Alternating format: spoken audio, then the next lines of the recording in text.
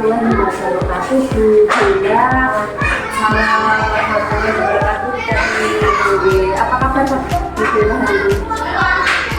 Alhamdulillah baik, kabarnya Hari ini tanggal 14 ya, hari Sabtu.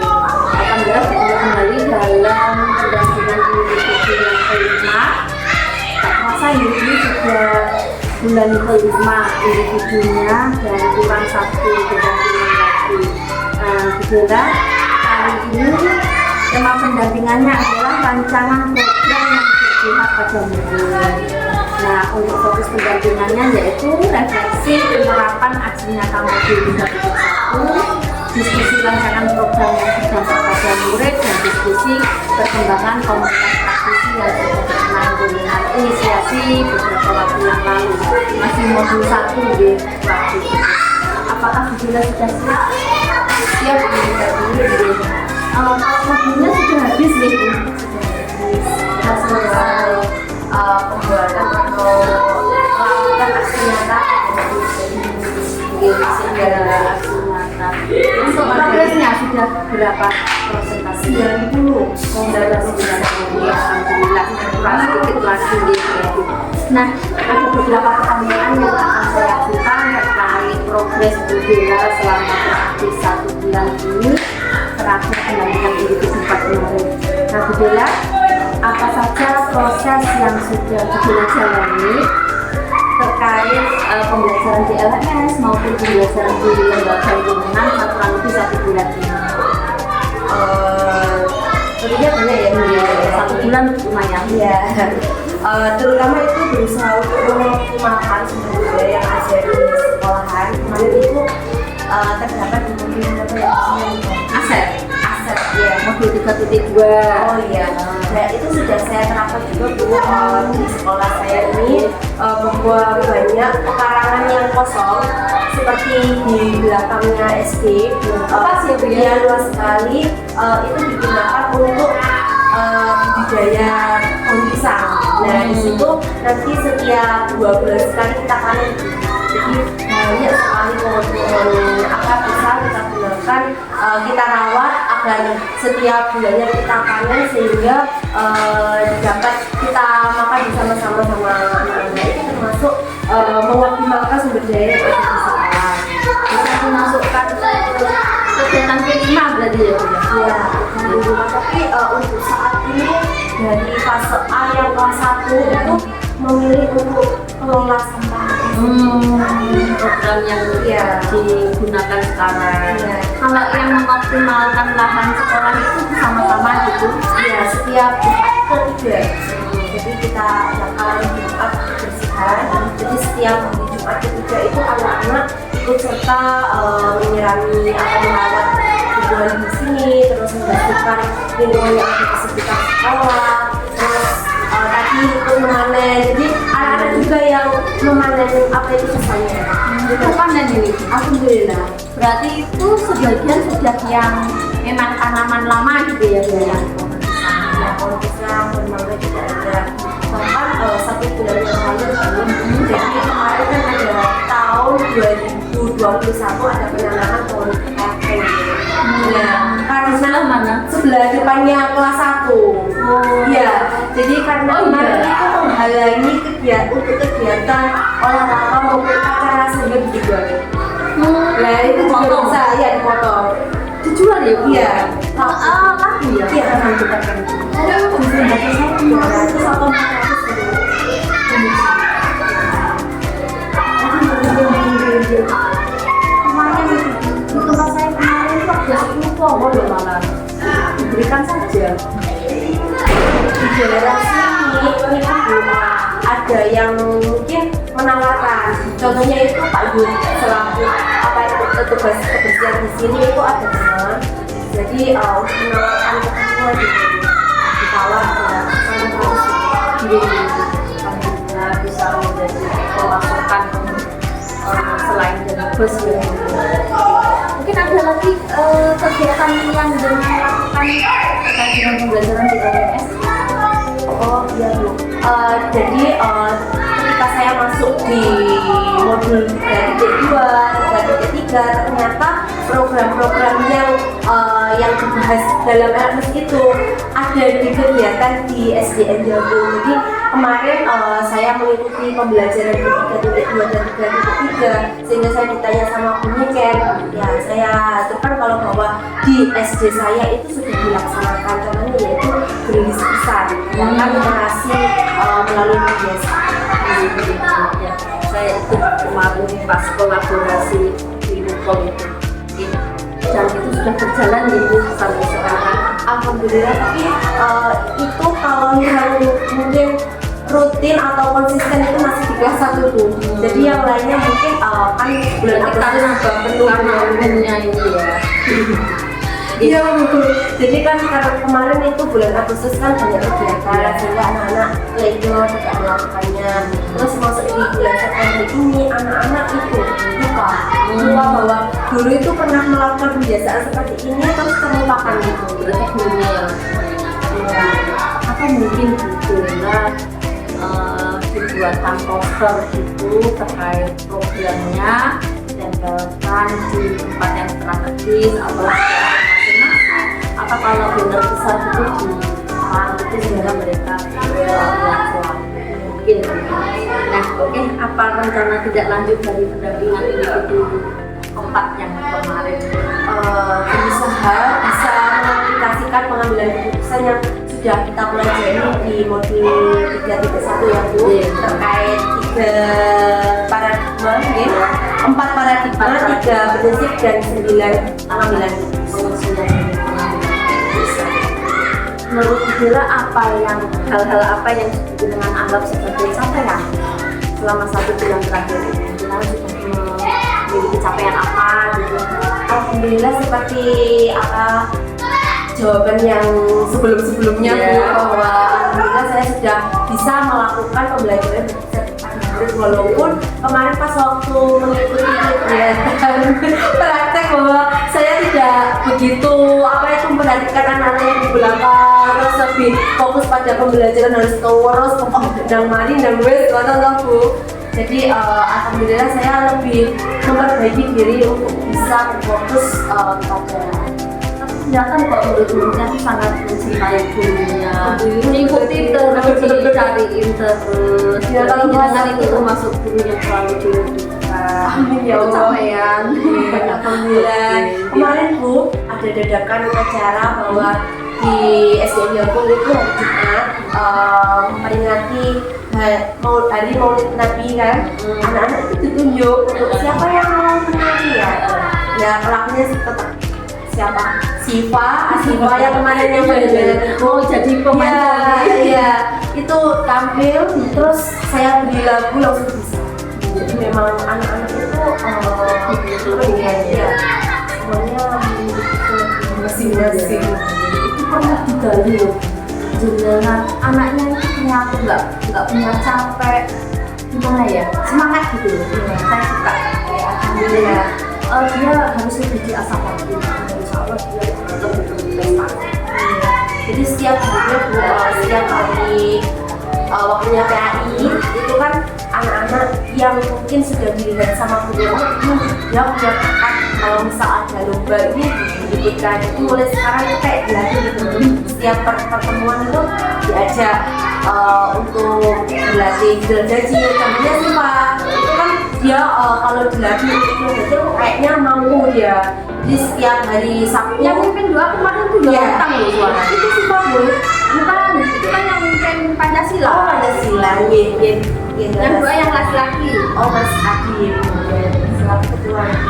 Saya mau menanyakan refleksi proses pengambilan keputusan yang sudah dipraktekkan pada modul 3. Waktu itu jenengan mempraktekkan proses pengambilan keputusan berdasarkan 4 paradigma, 3 prinsip dan 9 langkah-langkah pengujian keputusan. Menurut Bu Dila, dengan menggunakan prinsip tersebut, hasil pemetaan itu bagaimana mempengaruhi proses pengambilan keputusan yang dilakukan di Dila?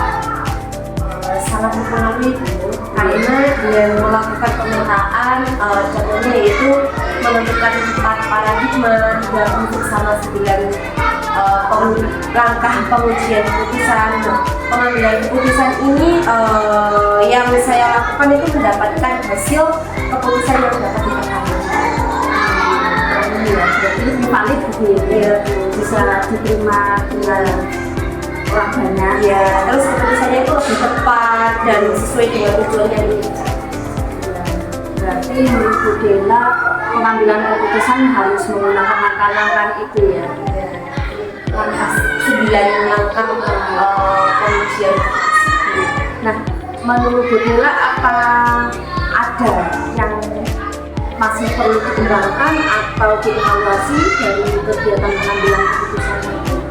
Dari 9 langkah itu ada satu Bu yang mungkin harus dikembangkan, yaitu mengenali bahwa ada nilai-nilai yang saling bertentangan dalam situasi apapun.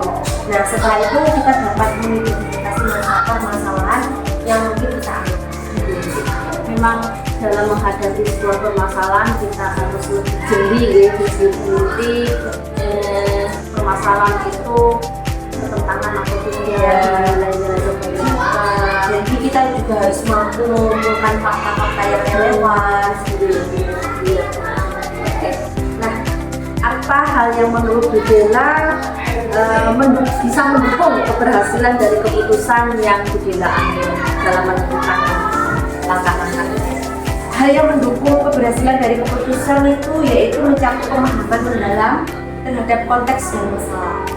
Jadi untuk memperoleh beberapa pandangan, terus kreativitas dalam mencari solusi, terus pertimbangan nilai dan etika sebagai landasan, serta evaluasi atau koreksi berdasarkan dampak.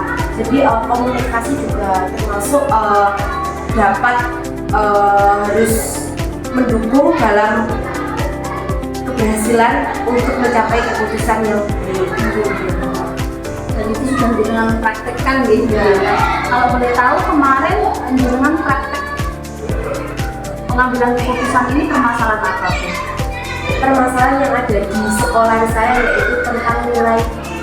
Jadi anak-anak harus sesuai dengan kurikulum merdeka kan. Kurikulum merdeka maupun K13 anak-anak wajib untuk naik kelas, padahal anak tersebut belum mampu untuk dinaikkan karena ada beberapa mampu ya Bu ya. Dari kelas 1 kan ada mungkin beberapa 1 atau 2 anak itu ada yang tidak bisa atau tidak mampu untuk membaca ataupun berhitung. Nah, dengan kurangnya nilai sehingga membuat dilema di sekolah SDN. Kemudian apa yang dengan ambil pada waktu itu bersama sahabatnya? Tetap dinaikkan, namun anak-anak melakukan pengayaan atau remedial. Ya, jadi pada guru berikutnya gitu ya. Jadi anak itu dikasih remedial sehingga untuk memperbaiki nilai tersebut. Jadi kita buatkan sebuah soal yang mungkin anak itu bisa mengerjakan. Nah, remedialnya kalau boleh tahu remedial yang dilakukan itu sesuai dengan kekurangannya dia atau secara menyeluruh dari materi yang dia tidak bisa. Jadi saya buatkan soal yang mungkin itu sudah disiapkan dari sebelum-sebelumnya. Kan mungkin kita ada Bu ya itu analisis nilai dan di situ kan ada soal, ada pengayaan, ada ya saya ambilkan contohan soal di situ, bukan dari soal yang sudah dikerjakan ketika dia mengikuti asesmen. Berarti yang di remedial itu difokuskan ke materi yang dia belum mampu gitu. Iya, seperti itu. Nah, menurut Bu Dela, apakah proses pengambilan keputusan yang dilakukan sudah sesuai dengan prinsip dan langkah-langkah yang sudah dikenal dari 4 prinsip, 4 paradigma, 3 prinsip dan 9 langkah pengambilan keputusan? Insya Allah sudah sesuai dan bisa mempraktekkan semuanya. Nah, apa hal yang menurut Bu Dela yang perlu dikembangkan atau dievaluasi lagi dari proses pengambilan keputusan? Saya percaya bahwa proses pengambilan keputusan yang saya lakukan itu sudah sesuai. Maaf, lanjut. Berarti jawabannya ya. Jawabannya pada sebenarnya yang pengambilan keputusan. Ya, oke, lanjut. Langsung. Oke. menambahkan Bu, jadi dalam pengalaman saya yang seperti yang sudah saya ceritakan tadi Bu, masalah tentang nilai anak-anak kelas 1 yang mungkin belum harusnya dinaikkan, terus lalu harus mampu untuk dinaikkan di kelas kedua. Jadi mau nggak mau nilai harus dinaikkan juga. Jadi mau nggak mau kita sebagai guru juga harus mengolah nilai, sehingga ya itu tadi tantangannya kita harus mampu untuk mengambil keputusan bahwa anak itu harus dinaikkan. Untuk pengolahan nilai, oke. Untuk pengolahan nilai menaikkan angka itu apakah serta-merta angkanya naik atau melalui proses mungkin mencari tambahan dari, tapi memang setiap anak kemampuannya beda-beda ya, nilainya beda-beda, kekurangannya beda-beda. Apa mungkin karena membacanya kurang terus mau langsung di angka 8 supaya naik gitu, atau mencari solusi yang lain? Tidak Bu, jadi ada beberapa yang mungkin yang kurang tercapai. Contohnya itu ada Mas Gizal itu dari kelas 1 sekarang sudah naik kelas 2 itu dia belum bisa membaca, sehingga anak itu saya kasih remedial dan saya pertimbangkan dulu. Saya kasih remedial kok belum mampu, ya saya kasih apa itu LKPD yang lebih mudah lagi. Dia itu mampu atau tidak yang lebih mudah, ternyata belum mampu, saya kasih yang lebih mudah lagi. Jadi saya pengen tahu kemampuannya dia itu sampai mana, ternyata masih di titik yang ini ternyata gitu.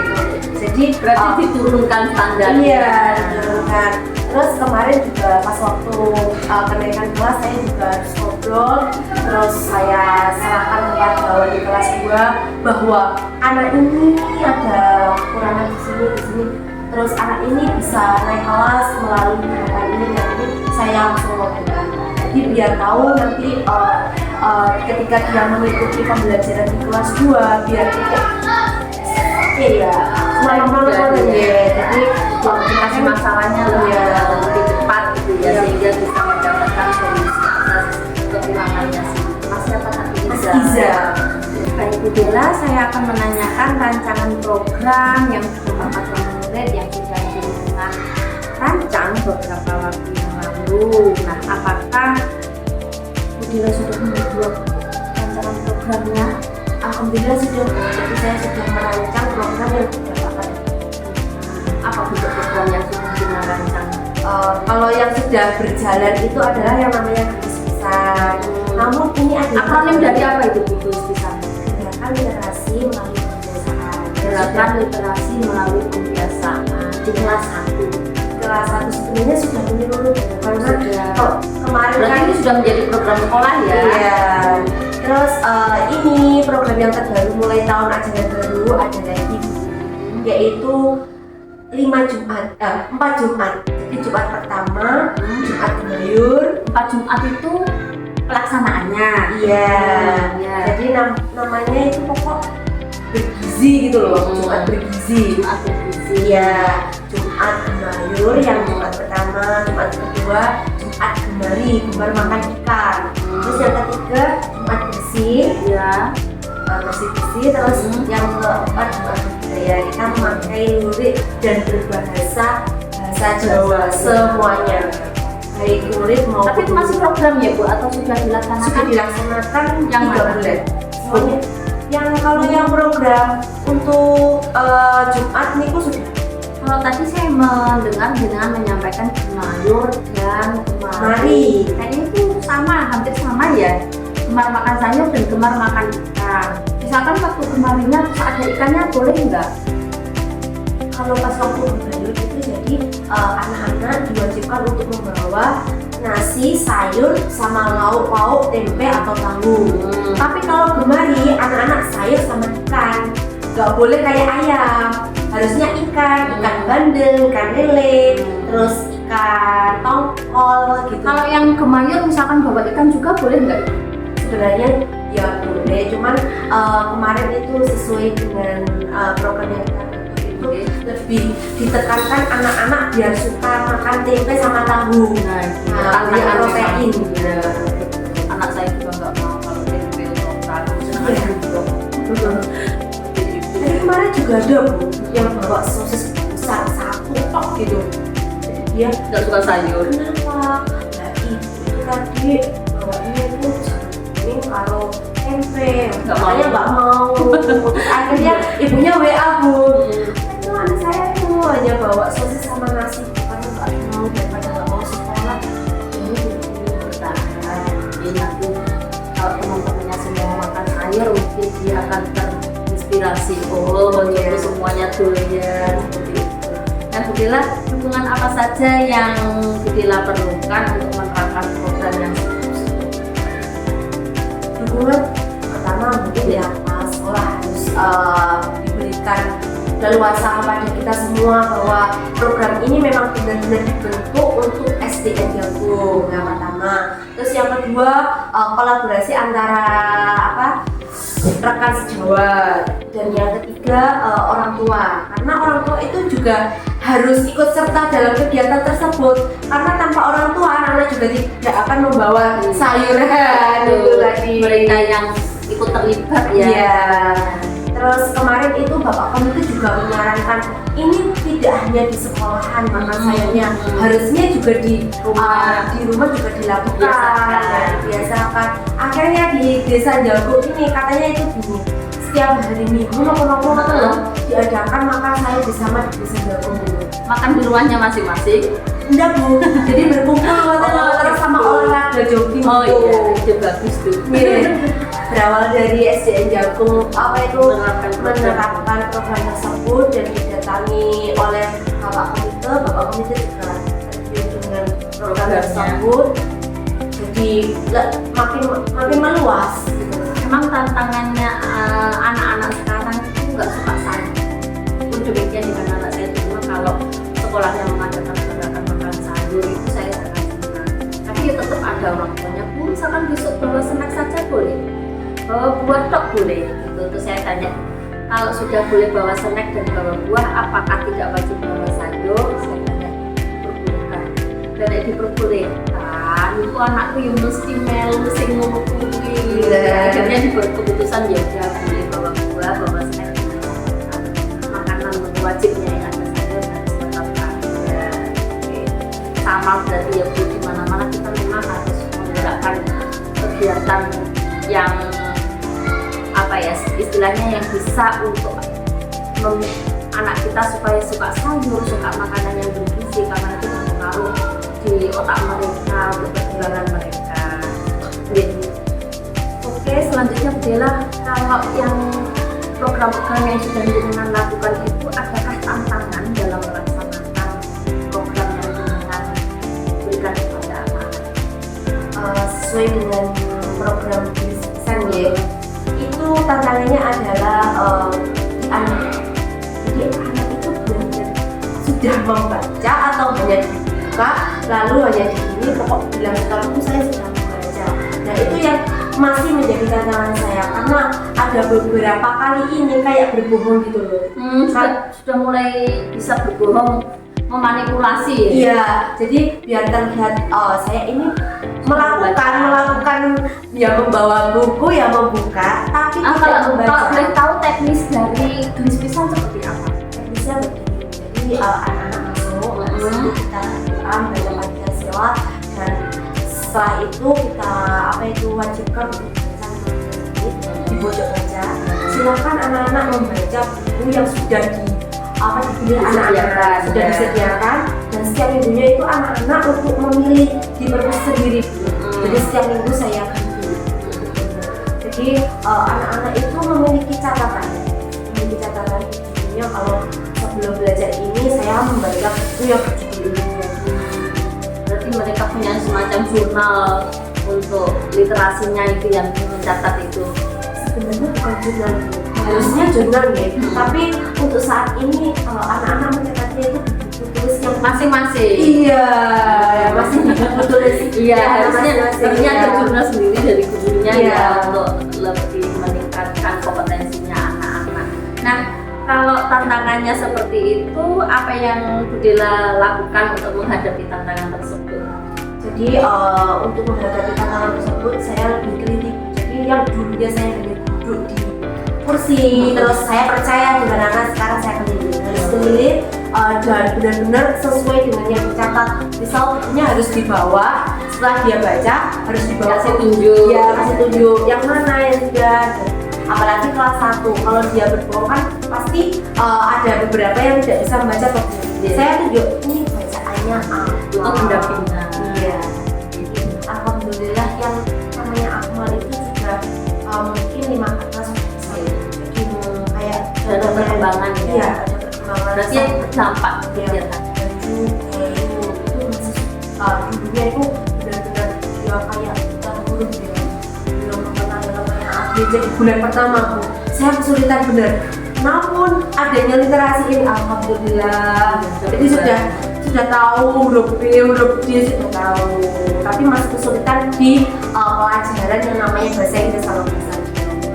Tahu sendiri kan Bu, antara yang diucapkan dengan tulisan tidak sama. Mulai bisa saja.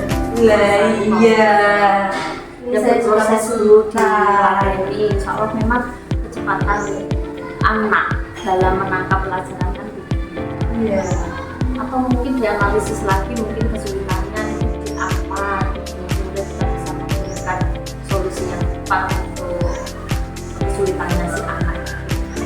Selanjutnya Bu Dela terkait perkembangan komunitas praktisi ini sesuai modul bukan dong modul yang pertama dulu. Oh, iya. Ya, diskusi pengembangan komunitas praktisi yang dijalankan di sekolah serta implementasinya dari rencana Dino Karya 2 waktu itu. Nah, Bu Dela sudah merintis komunitas praktisi kan di lingkungan sekolahnya. Nah, bagaimana peran komunitas praktisi ini terhadap proses belajarnya Bu Dela selama ini? Jadi untuk komunitas praktisi yang sudah saya bentuk di SD ini sangat penting dalam proses belajar saya. Jadi di situ kita tukar pengalaman, tukar pengetahuan, mungkin yang ada beberapa yang mungkin harus kita perbincangkan seperti persoalan-persoalan yang ada di sekolahan, baik dari pengetahuan-pengetahuan yang sudah saya terima di LMS maupun itu saya download, saya share ke anak guru ya, ke teman-teman. Iya, jadi bahwa pembelajaran CGP ini loh yang sudah saya pelajari di perusahaan modul ini saya share melalui komunitas belajar saya di Blitz. Nanti komunitas praktisinya ini menjadi wadah belajarnya Bu Dela dengan rekan-rekannya. Nah, dari kegiatan yang sudah kita lakukan tadi, apa saja perubahan yang menyenangkan yang Bu Dela rasakan, yang dengan alami dari rekan komunitas praktisinya? Tentunya itu Bu, dapat menciptakan lingkungan yang positif, terus mungkin yang ketika kita kesulitan mengerjakan hal, kita bisa berbagi, terus semua perubahan ini memberikan dampak positif. Kalau sudah pernah kemarin, jadi dengan adanya komunitas ini membuat saya dan teman-teman ketika ada kegiatan mengakreditasi sudah tidak kesulitan lagi bahwa RPP berdiferensiasi itu seperti apa, terus video pembelajaran berdiferensiasi itu yang benar itu seperti apa, terus tahap-tahapannya seperti apa. Terus kemarin juga ada program komponen pada komponen D, kalau nggak salah D2 itu bagaimana cara pengambilan keputusan seorang kepala sekolah terhadap program yang akan didirikan di SD. Jadi alhamdulillah dengan melalui pembelajaran di guru penggerak ini membuat saya dan teman saya itu bahwa mengetahui tidak hanya saya yang mengikuti guru penggerak saja, Punya wadah di situ ya. jadi bahwa semuanya juga tahu dan akhirnya pengerjaan akreditasi semuanya bisa lancar. Alhamdulillah, ya berarti sangat bermanfaat ya komunitas praktisi yang sudah dengan dirikan. Semoga dengan bisa tetap eksis. Nah, rencananya nih apa yang akan jenengan lakukan dengan komunitas praktisi ini setelah selesai kegiatan program guru penggerak? Nah, karena waktu itu diinisiasi karena adanya mengikuti program. Kalau programnya ini sudah menjelang selesai nih Bu Dela, apa yang akan jenengan lakukan dengan komunitasnya? Jadi rencana saya itu untuk grup atau komunitas praktisi saya di WA itu tetap berjalan terus, tetap dikembangkan. biar menjadi wadah untuk kita share mungkin kegiatan, mungkin pengetahuan, mungkin yang lebih menonjol lagi. Kan sekarang dari kegiatan yang katanya Bu Tati harus bisa merangkul, harus bisa mengajak yang lainnya untuk bisa mengikuti guru penggerak ini. Akhirnya Bu, sekarang guru PJOK juga ikut penggerak. Jadi Pak Ivan sekarang mengikuti PKG. Memang kalau yang di Kediri ini yang sedang ada itu yang olahraga. Jadi dengan ini Pak, kita harus lebih mumpung ada kesempatan. Iya. Kalau Pak Ivan nggak sekarang loh, besok pun juga harus disuruh. Nah, kenapa nggak sekarang aja? Nah, malah memperbaiki sekarang lebih baik daripada Kan sama khawatirnya kalau kuotanya sudah overload itu mungkin tertunda. Iya. Nah, kalau tertunda kan pasti nanti di tahun depan maupun tahun depannya lagi pasti tetap harus diikutkan Pak Bu. Jadi tetap ikut. Mengapa nggak sekarang saja? Alhamdulillah Pak Ivan lulus. Alhamdulillah. Jadi dengan adanya komunitas ini berdampak baik atau positif di SDM. Jadi dilanjutkan ini tetap dilanjutkan di komunitas praktisi.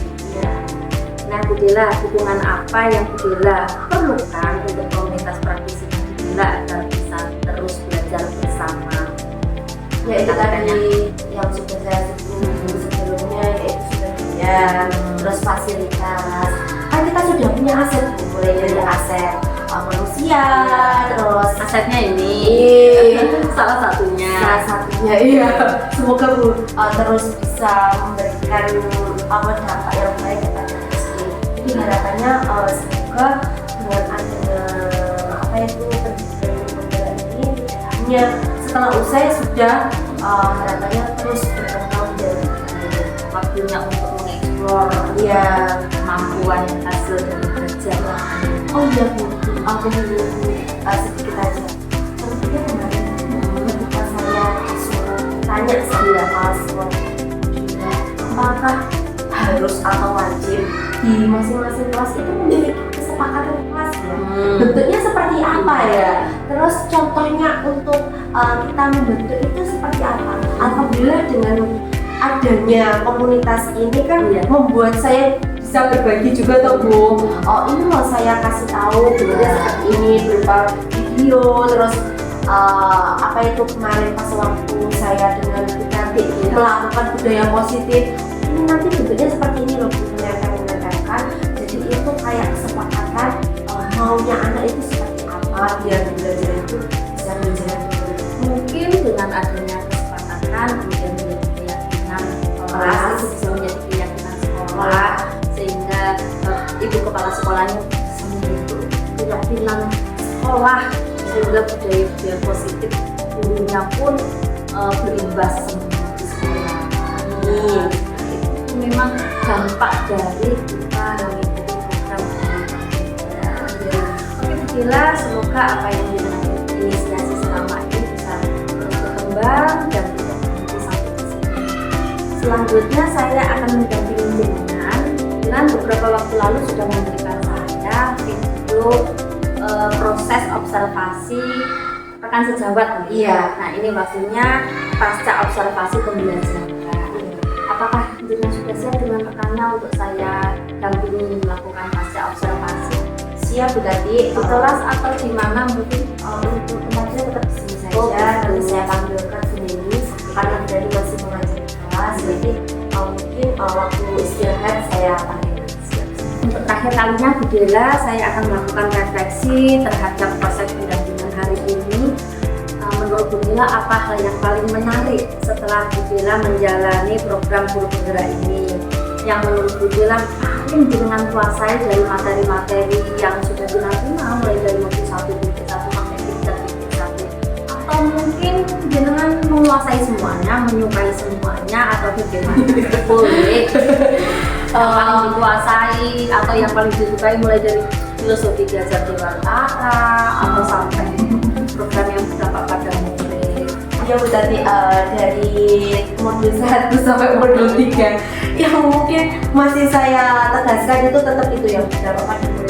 Jadi Ini yang paling disukai. iya paling disukai Apa karena yang ini yang terakhir sehingga masih sangat membekas?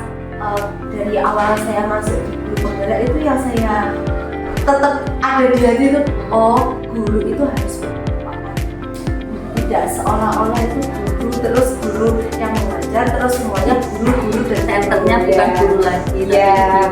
tapi ke murid dan Ya. Terus kedua yang saya sukai juga itu tentang sumber daya yang dulunya pemetaan aset. Iya, pemetaan aset. Jadi itu loh Bu, yang dulu Tapi berpikir berbasis aset ini ya, iya. yang positif. Iya. Jadi yang dulu itu kayak tumbuhan yang mungkin gimana mau ya saya anggap remeh, ternyata di dalam guru penggerak ini disinggung. Nah, bahwasanya di SDN Jagung itu memiliki pekarangan sosial.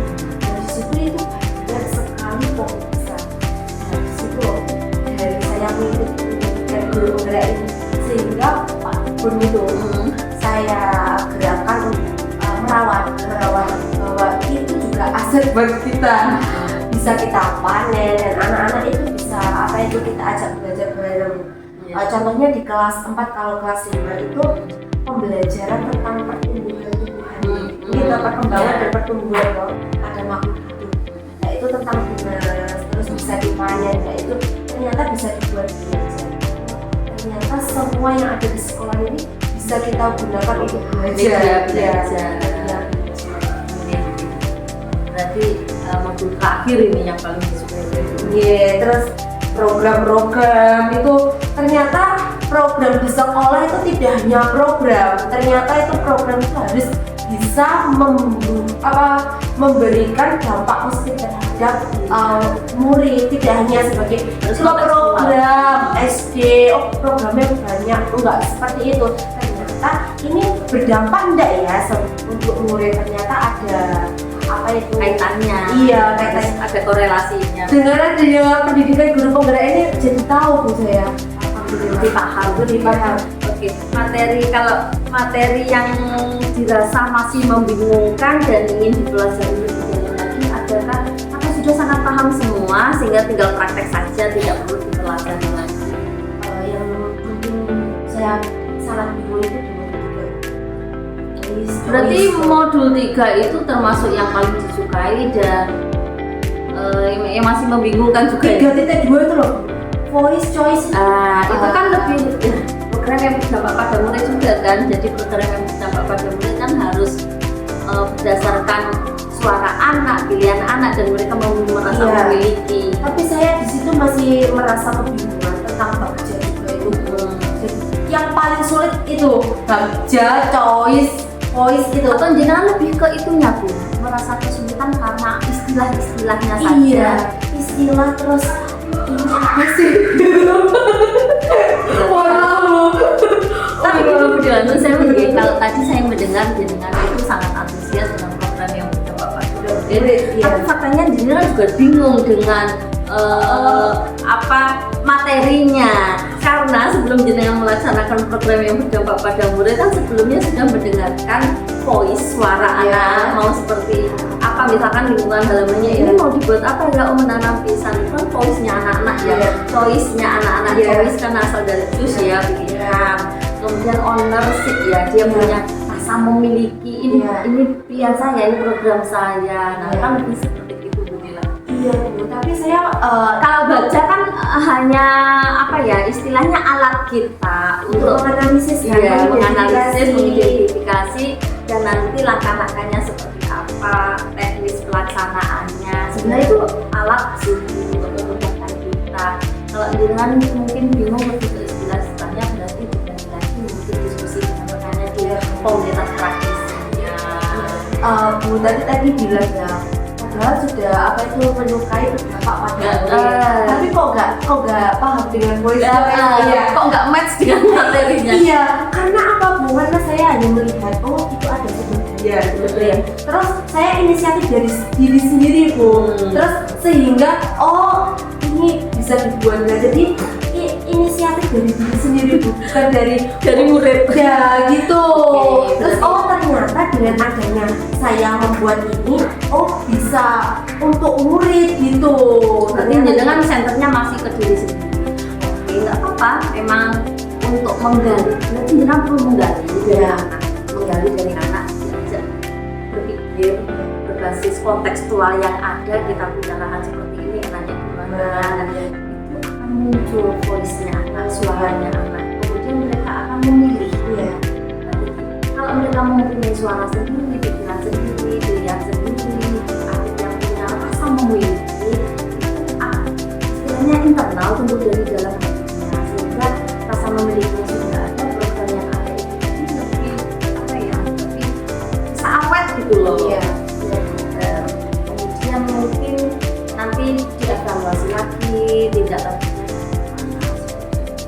Kalau secara umum untuk modul 1 sampai 3 sudah sangat mengenal ya. Cuman kalau misal ditanya modul 1.2 itu tentang apa ya? Itu udah lupa, tapi kalau diingatkan, oh iya, ya aku suka ini. Kalau saya pribadi semuanya berawal urutannya sudah pas sih Bu. Misalkan seperti filosofi diajar Bimantara, dimana kita yang harus menjadi pembelajar yang apa ya, istilahnya berpihak pada murid, menghamba pada murid. Nah itu sangat mengena saya, karena selama saya menjadi guru dulu lebih ke saya mengharapkan murid-murid itu seperti saya. Kalau saya bisa, mereka nggak bisa. Nah itu yang parah waktu itu. Saya pun merasa tertampar dengan adanya filosofi belajar Bimantara. Tapi alhamdulillah kita belajar sampai modul 3 ini semuanya urutannya sudah pasti menurut saya. Ujung-ujungnya kita menjadi pemimpin Indonesia. Itu jelas.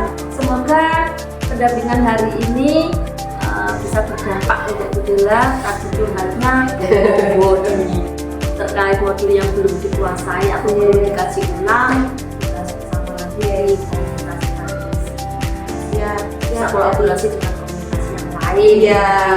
Mungkin komunitasnya Pak Nunus, komunitasnya Bu Angga, nah kolaborasi atau dijadikan satu grup gitu. Kalau boleh tahu komunitas praktisinya itu hanya di WA saja atau di luring ada pertemuan gitu misalkan, karena kan di lembaga sendiri ya lebih sering bisa tatap muka. Kalau saat ini tuh masih di WA, tapi nanti kalau mungkin ada kesulitan atau bagaimana langsung kita bahas bersama tanpa ada jadwal.